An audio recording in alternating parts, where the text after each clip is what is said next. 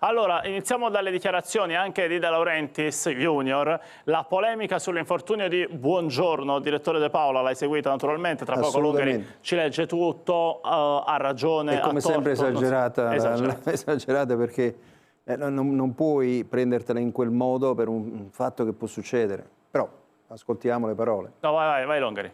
È inaccettabile non mettere a disposizione di professionisti e preparatori atletici i dati necessari. Senza informazioni strategiche non si possono sviluppare algoritmi in grado di preservare la salute e le performance dei giocatori. L'infortunio di Buongiorno rappresenta l'ennesima conferma. La responsabilità ricade su Lega e Stats Sport. Queste sono le dichiarazioni chiaramente affidate ai social network di Edoardo De Laurentiis e ovviamente si aggiunge, si rincara la dose, la vergogna di chi non ha la dignità di far lavorare professionisti, preparatori atletici senza dati strategici. Non si può avere la cognizione su alcuni algoritmi che servono per preservare le condizioni dei giocatori e non solo. L'infortunio di Buongiorno, dobbiamo ringraziare la Lega e Stats Sport. Grazie. De Paola? Sì, Stats Sport è praticamente un service, no? Un qualcosa che fornisce dei dati tecnici sulle condizioni dei giocatori. Ora, che queste responsabilità debbano ricadere per forza, è come se ci fosse veramente un metodo scientifico. Io per carità sono per la tecnologia e sono perché determinate cose vengano applicate anche alla medicina, però essere così netti nel decidere che certe cose non utilizzate in qualche modo significano un giudizio negativo e quindi condizionante la condizione di, scusate il gioco di parole, di un proprio giocatore, mi sembra assolutamente sbagliato. Cioè, praticamente l'accusa è che la Lega non ha fornito determinati dati sulla condizione del giocatore che potevano essere utili per preservarlo.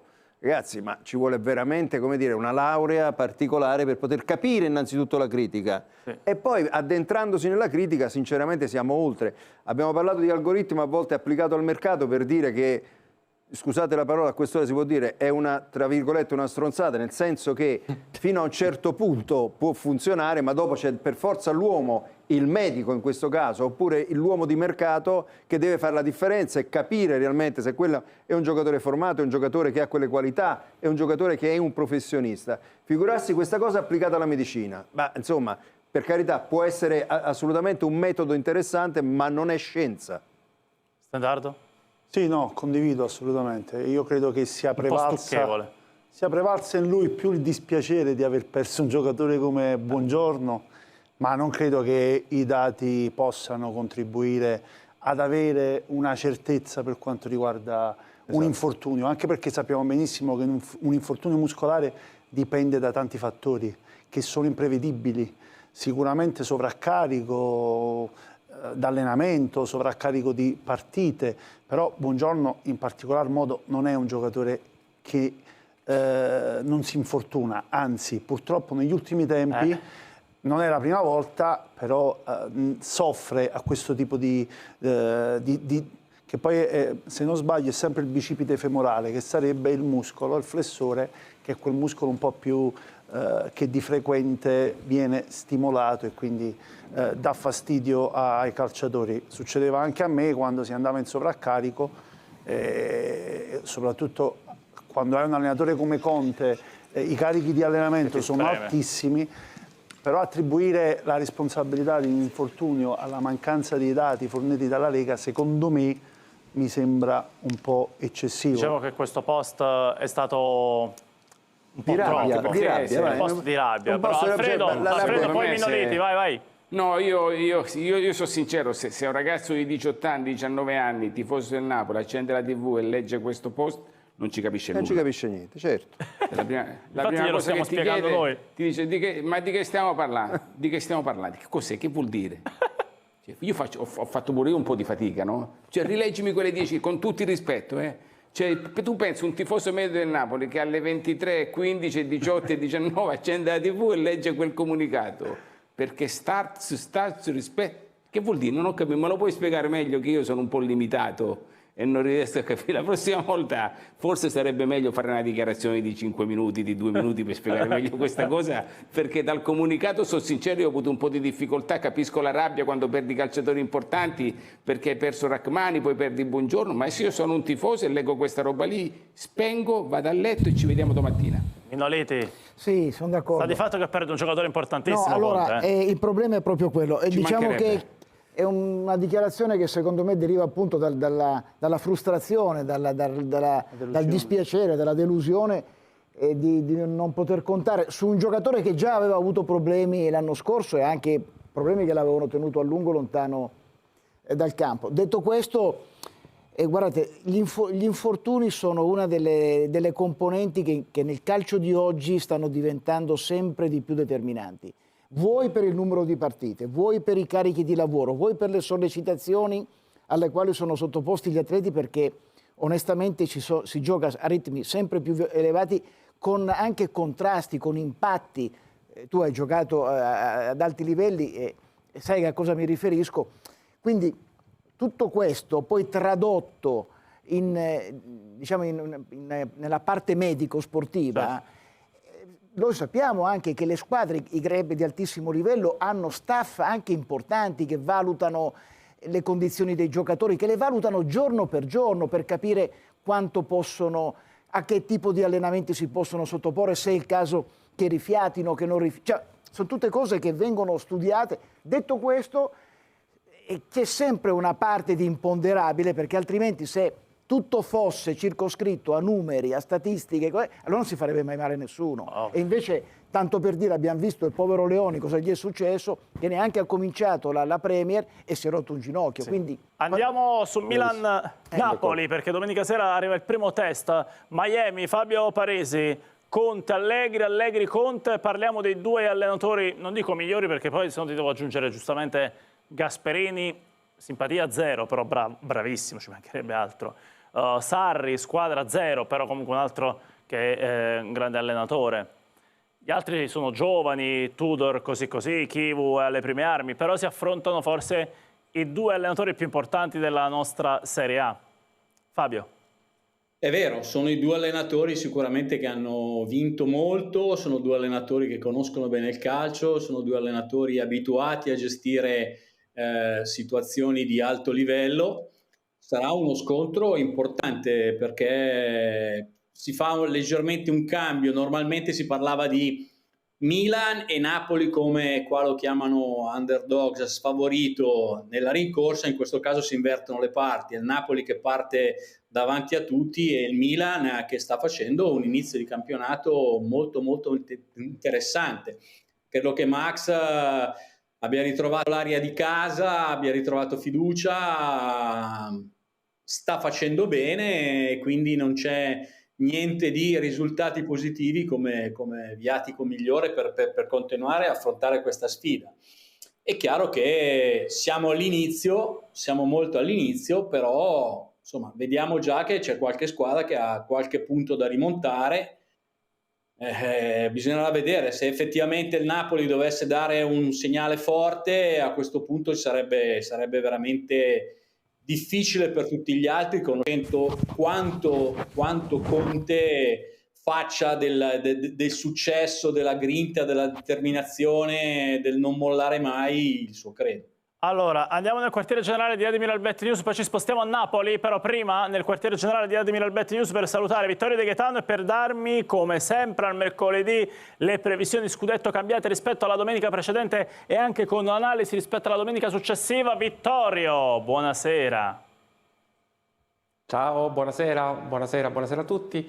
Allora sì, ti parlo delle percentuali scudetto che diciamo si sono mosse in virtù del fatto che la Juve è stata l'unica squadra, con tutte, anche se vogliamo gli alibi del caso, che però non ha vinto, l'unica ovviamente delle prime 7 o 8 addirittura della nostra graduatoria. Ha vinto il Napoli, ha vinto l'Inter, ha vinto la Roma nel derby, ovviamente la vittoria forse più importante della giornata, ha vinto il Milan, hanno vinto anche Atalanta come Bologna, quindi hanno vinto tutte e la Juve no, e quindi nonostante la settimana precedente, dopo Juve-Inter, l'avevamo rimessa da sola al secondo posto, diciamo che viene risucchiata all'interno di questo gruppone che segue a distanza, se vogliamo, il Napoli. Il Napoli al 40% resta lì, Juve, Inter, Roma e Milan sono praticamente tutte in un fazzoletto. Ma perché mi hai messo Bologna, Fiorentina e Lazio? Per prendere in giro i tifosi oppure perché non sapevi come completare la grafica? Zero però. Ci mi metti lo 0% di Bologna e Fiorentina e Lazio. È la grafica di inizio anno, questa che ce la portiamo ancora per un po'. Ah, possiamo cambiare se vuoi, parlo col grafico, non è che mi devi portare avanti Bologna, Fiorentina e Lazio. Zero, Eh? Abbiamo messo 0, infatti c'è 0, come avrai visto. Como 1, Il Como però secondo me ce la può fare, un 1% è interessante. Il Como 1, il Como 1 gliel'abbiamo lasciato, sì.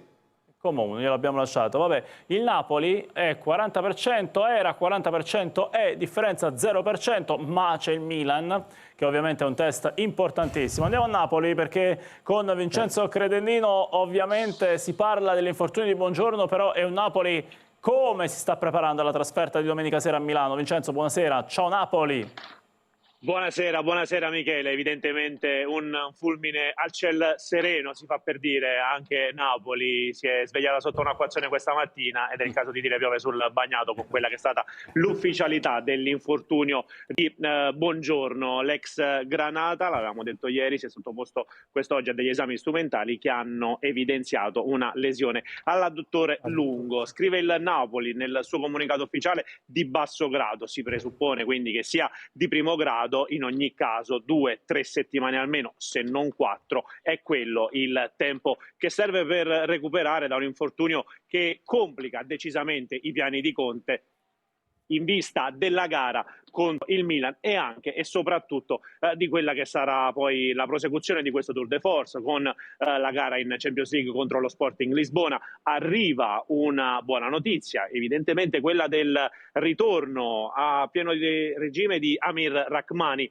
C'è comunque Juan Jesus che si è ben districato contro il Pisa, e il ritorno anche un po' di quella che è stata la coppia standard, la coppia dello scudetto dell'anno passato, quella formata dal kosovaro e dal brasiliano. Altra notizia di contorno, quest'oggi un rinnovo o meglio un contratto che si avvicina per il giovane Vergara, in quella che poi ad esclusione dell'infortunio di Buongiorno è stata una giornata di festa, di celebrazione a Napoli con la presentazione, le immagini le stiamo guardando in questo momento, del film targato Aurelio De Laurentiis che racconterà da oggi in avanti le gesta di questa squadra che ha conquistato. Vediamo un pezzettino, aspetta, perché dal cinepanettone siamo passati al trailer del calcio panettone e dello scudetto panettone. Vediamo un po' il trailer, perché visto che l'ha fatto Aurelio, che fa? No, vediamocelo. Siamo in pista e si parla. Adesso siamo trailer. In pista e si parla. Il Mauro presente. De Sica non c'è? Quando stai in cima non aspettano altro che vederti cadere. Perché io vi dirò quando saremo pronti per fare qualcosa di importante. Oggi non siamo pronti. Pensano di essere i più forti. Non questa sera in casa nostra, davanti alla nostra gente. Non siamo noi a fare qualche cosa per Napoli. È Napoli che fa qualcosa per noi.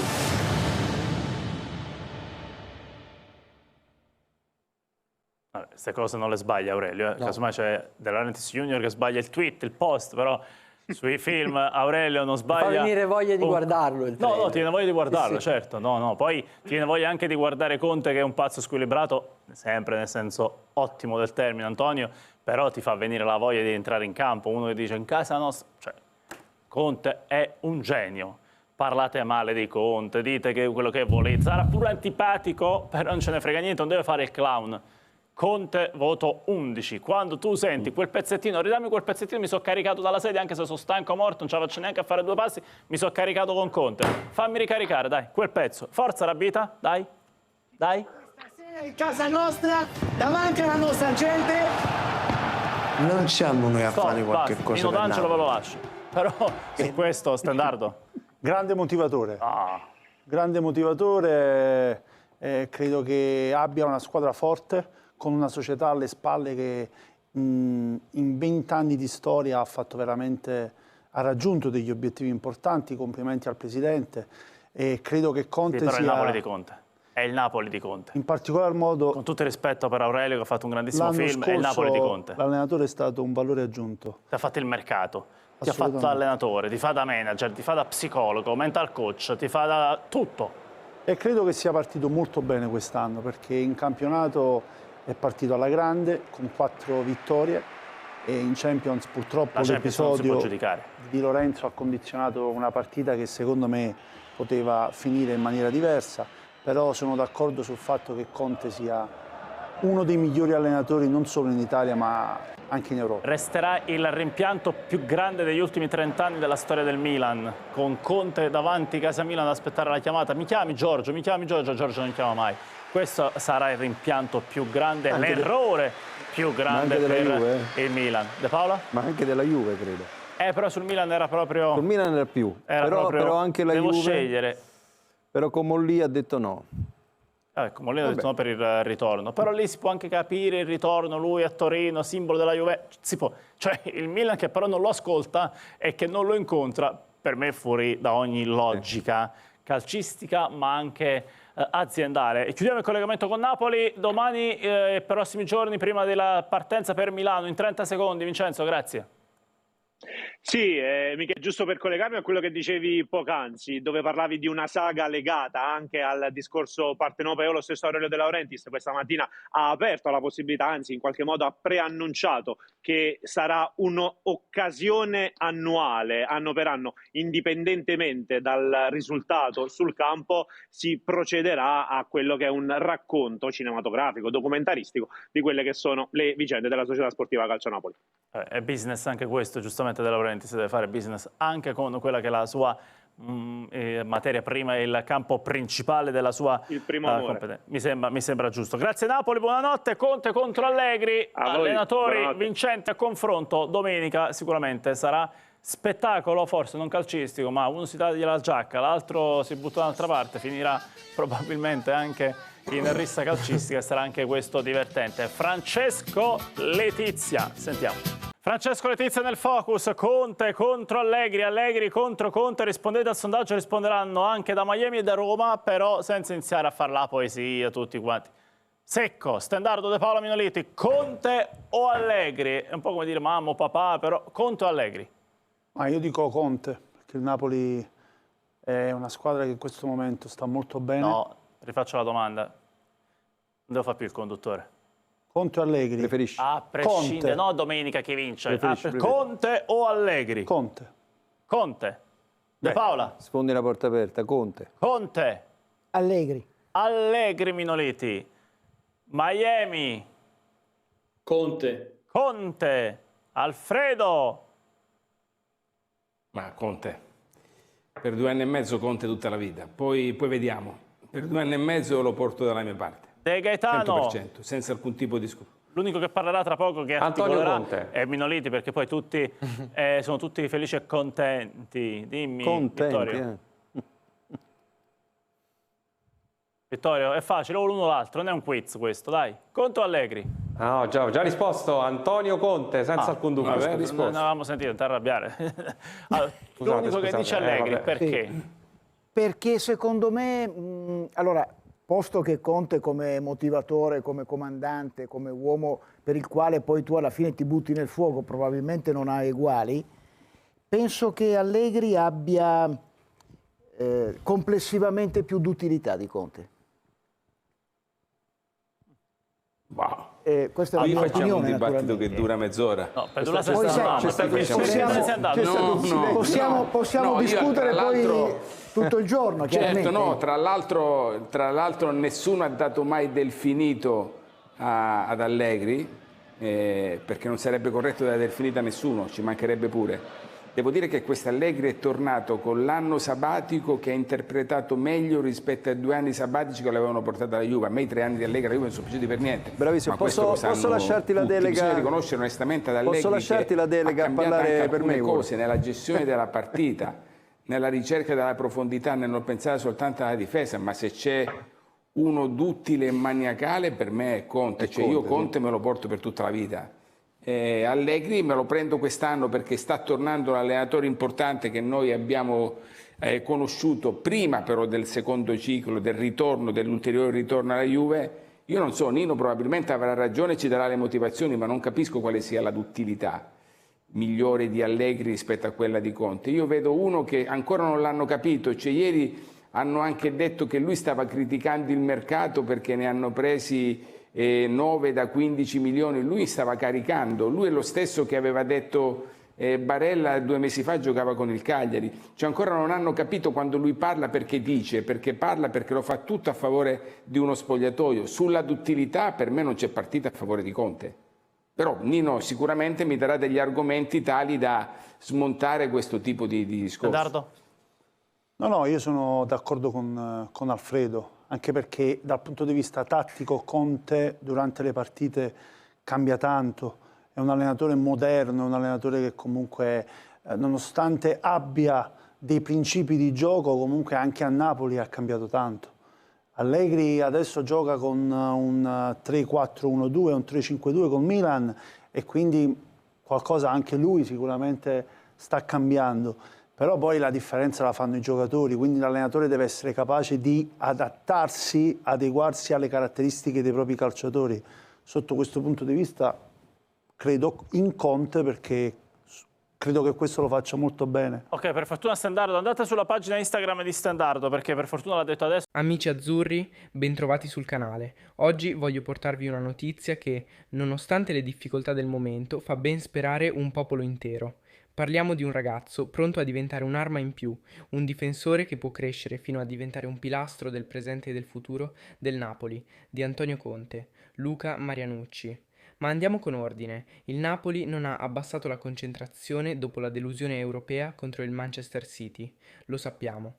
Quella sconfitta ha lasciato il segno, ma la risposta è arrivata subito. Al Maradona contro il Pisa, gli azzurri hanno conquistato 3 punti fondamentali, portandosi in vetta alla classifica in solitaria. Non è stata una passeggiata, anzi, gli ultimi minuti sono stati di pura sofferenza. Ma questa squadra ha dimostrato ancora una volta di avere carattere, di saper stringere i denti e portare a casa il risultato. Una sofferenza che è arrivata anche per via delle assenze pesanti in difesa.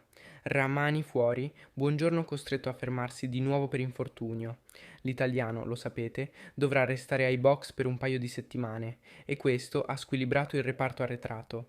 Il kosovaro è già rientrato, ma non è ancora al top della condizione e allora, inevitabilmente, le attenzioni iniziano a spostarsi anche su chi, fino ad oggi, non ha ancora avuto spazio in partite ufficiali.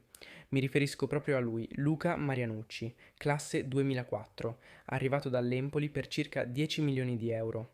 Un investimento mirato, ragionato, voluto dal club con l'idea di costruire su di lui il futuro della difesa azzurra. Perché Marianucci non è stato preso tanto per fare, ma per crescere passo dopo passo, imparando dai compagni più esperti, fino a diventare un punto fermo.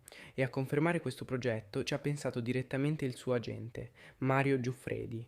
Intervenuto a Kiss Kiss Napoli, ha raccontato cosa ci si deve aspettare dal suo assistito, sottolineando il percorso che lo attende. Queste le sue parole. Marianucci è un ragazzo molto giovane, ma che ha già ricevuto la stima di allenatori importanti come Baldini e Gattuso, dopo quanto mostrato con l'Under 21. Il Napoli è un livello altissimo e i calciatori devono arrivarci pian piano, soprattutto quando hanno appena 20 anni. C'è un divario enorme rispetto a realtà come Empoli, ma lui vuole migliorarsi ogni giorno. Verrà il suo momento, senza fretta. È un percorso simile a quello di Rrahmani. Veniva da una realtà più piccola e oggi è una colonna di questa squadra. Marianucci può fare lo stesso. Parole chiare, che aprono uno scenario affascinante. Perché è vero, oggi Marianucci è un progetto, non una certezza, ma infortuni come quelli di Buongiorno aprono delle possibilità. In emergenza, il ragazzo potrebbe iniziare ad assaggiare il campo, a guadagnare minuti preziosi, a crescere anche nelle difficoltà. La Coppa Italia, ad esempio, sarà il terreno ideale per misurarlo, per testarne le qualità, per fargli respirare l'aria del Maradona con addosso la maglia azzurra. Non dobbiamo aver fretta ed è giusto che Conte si affidi all'esperienza nei momenti chiave. Contro il Milan, infatti, il tecnico punterà su certezze, Juan Jesus, Beukema e magari lo stesso Rrahmani, se le condizioni lo permetteranno. È troppo presto per gettare Marianucci nella mischia in una sfida già decisiva per la corsa a scudetto. Ma sapere che dietro c'è un ragazzo così, pronto a lavorare nell'ombra e a crescere giorno dopo giorno, deve farci sorridere e guardare con fiducia al futuro. Perché la verità è questa: il Napoli non vuole solo vincere oggi, vuole costruire un ciclo vincente. e per farlo servono giovani di talento, con la mentalità giusta e la capacità di imparare. Marianucci, a soli 20 anni, ha tutte le carte in regola per diventare un nuovo Rrahmani, un leader difensivo capace di reggere la pressione del Maradona e trascinare la squadra. E allora vi chiedo, amici miei, voi cosa ne pensate di Marianucci? Credete che Conte dovrebbe dargli spazio già in questa stagione, magari nelle rotazioni o nelle coppe? O pensate che sia meglio aspettare, lasciandolo crescere senza fretta? Scrivetemelo nei commenti qui sotto, perché sono davvero curioso di leggere la vostra opinione. E adesso, amici miei, restiamo in tema difesa, perché purtroppo dall'infermeria del Napoli arrivano notizie pesanti. Dopo aver parlato delle prospettive future di Luca Marianucci, tocca adesso affrontare un aggiornamento che riguarda un pilastro già affermato, Alessandro Buongiorno. Purtroppo le voci che circolavano nei giorni scorsi hanno trovato conferma. Gli esami strumentali a cui si è sottoposto il difensore presso il Pineta Grande Hospital hanno evidenziato una lesione di basso grado al muscolo adduttore lungo della coscia sinistra. Niente di drammatico, certo, ma nemmeno uno stop leggero. I tempi di recupero stimati sono di almeno un mese. E questo cambia radicalmente i piani di Antonio Conte. In tanti avevano sperato in un rientro lampo, magari 2 o 3 settimane al massimo, ma la realtà è diversa. Buongiorno non ci sarà per la super sfida contro il Milan, una partita che pesa come un macigno sulla corsa a scudetto. Sarà costretto a guardarla dalla tribuna e per un leader difensivo come lui è una vera mazzata. Conte lo aveva detto con ironia dopo la gara col Pisa. Mi auguro che non sia niente di che, altrimenti il ragazzo deve andare a farsi benedire. E invece la diagnosi è chiara, servirà pazienza, un colpo duro non solo per il calciatore, ma per tutto lo scacchiere tattico del mister, che aveva costruito la sua difesa proprio sulla solidità dell'ex Torino. Ora, cosa succede? Toccherà ad Amir Rrahmani caricarsi il reparto sulle spalle. Il kosovaro è appena rientrato e deve ritrovare continuità, ma questo è il momento per prendersi responsabilità. Accanto a lui, Conte potrà valutare soluzioni diverse. Juan Jesus, che sa come farsi trovare pronto, o Beukema, che deve ancora dare piena affidabilità. E non dimentichiamo che in prospettiva c'è anche il giovane Marianucci, pronto a ritagliarsi spazi soprattutto in Coppa Italia. Il Napoli, lo ricordiamo, è primo in classifica, ma perdere Buongiorno per 4 settimane rischia di complicare più del previsto il percorso. Una squadra che vuole lo scudetto non può permettersi cali di concentrazione, soprattutto in un reparto delicato come quello difensivo. Conte lo sa e infatti in cuor suo spera in un recupero più veloce, magari anticipare di qualche giorno il rientro, purché senza rischiare ricadute. La priorità resta avere Buongiorno al 100%, non a metà. Quindi, amici azzurri, ci prepariamo a un mese senza il numero 4 e sarà un test importante per capire la forza del gruppo. Il Napoli deve dimostrare ancora una volta di saper reagire alle difficoltà, senza scuse, perché lo scudetto passa anche da queste situazioni. E ora la parola passa a voi. Quanto pensate peserà l'assenza di Buongiorno? Secondo voi Rrahmani e compagni riusciranno a reggere l'urto contro il Milan e nei prossimi impegni di campionato? Scrivetelo nei commenti qui sotto, perché il confronto con voi è sempre la cosa più bella. E non dimenticate, se vi piacciono queste analisi lasciate un like al video, iscrivetevi al canale e attivate la campanella delle notifiche, così sarete sempre aggiornati minuto per minuto su tutto quello che succede in casa Napoli. Forza Napoli sempre!